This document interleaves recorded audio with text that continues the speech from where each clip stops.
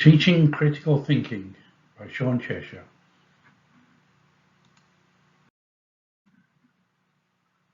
Here I go over a few subjects.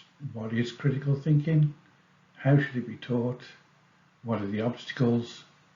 Why should we teach critical thinking, and how it would help society? What is critical thinking? Dewey's definition supported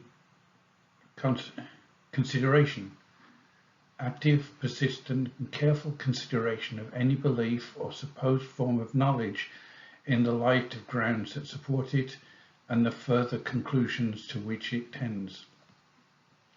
Glasser built on Dewey's definition and added attitude and skill. Ennis added decisions to the definition, and Richard Paul ended up with adding thinking about thinking. Critical thinking is that mode of thinking about any subject, content, or problem in which the thinker improves the quality of his or her thinking by skillfully taking charge of the structures inherent in thinking and imposing intellectual standards upon them. So the 9-dot problem, as many places have seen as an example of critical thinking, and the solution, four lines for your 9 dots. So take the lines and, of course, essentially thinking outside the box. How should it be taught? Montessori schools use a method of allowing students to learn at their own pace in subjects that interest them.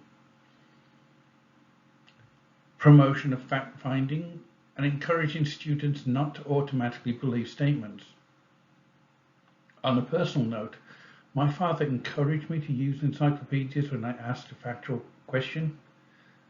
This has encouraged me to research whatever questions I have and ask for non-obvious answers. Sequence in numbers, what's next in 3, 1, 4, 1, 5. Stories in fiction. Take the 5 most obvious ways a story may develop and discard them and think of more. For the sequence, what did you guess? Well, there's 2 answers to this, or the most common answers. The first one is 1, 6, as you put 1 between each number in order. But the other one that may be not as obvious to some is 9, 2. And we're taking the digits of pi, 3.14, etc. And, stories. Let's take obvious ways and discard it. I mean, the Dragon Knight Princess story, it's a common one. Princess gets kidnapped by dragon, knight comes, kills dragon, knight and princess marry. I mean, that's in many fables. Now, what if it goes a different way? Is a dragon qualifying applicants for the princess to see which one would make a better husband? Or maybe the princess and the dragon are in love and they're just getting annoyed by all these knights turning up. There are other answers to questions. Obstacles. People are not as open as they may think. Trosick found 84% chose making everyone feel comfortable instead of helping them deal with the issue. Students actually sent notes expecting to be excused.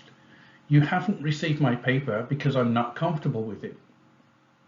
And I'm not coming to class today because I haven't done the reading and I'm not comfortable with asking any of the other students if I can borrow their books.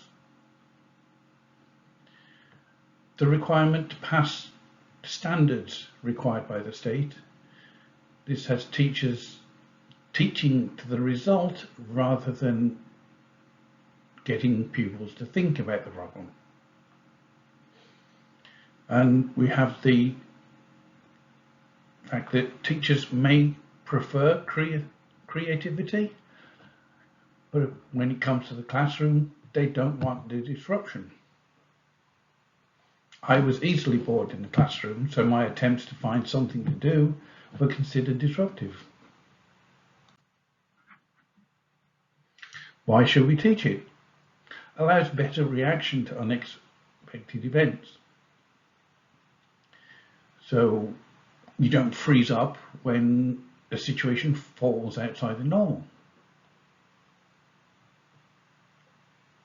There's a UK slang word, jobsworth, and this is for when things fall outside of parameters, and the answer to why they can't do something is usually, I can't do that, it's more than my job's worth. We can apply better solutions that are not related to the environment's work, and it produces better written and oral skills, as you have to think more about what you're doing rather than reciting a formula or quoting a book. How does it help society? Solutions such as the soda bottle lights become available. Helps get the light into homes without needing electricity, and it gives a small income to installers, and less electricity use gives more income for other items they may need. Overcome problems with a little ingenuity. Running a desalination plant costs a lot of money, but by moving it to solar power, which is just an installation cost, it reduced the cost of water for a family to just $4. And it allows people to respond to real world problems and produce solutions. Common examples are a nurse triaging patients or a programmer solving data format issues.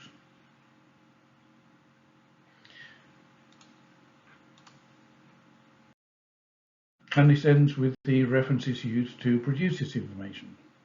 Thank you.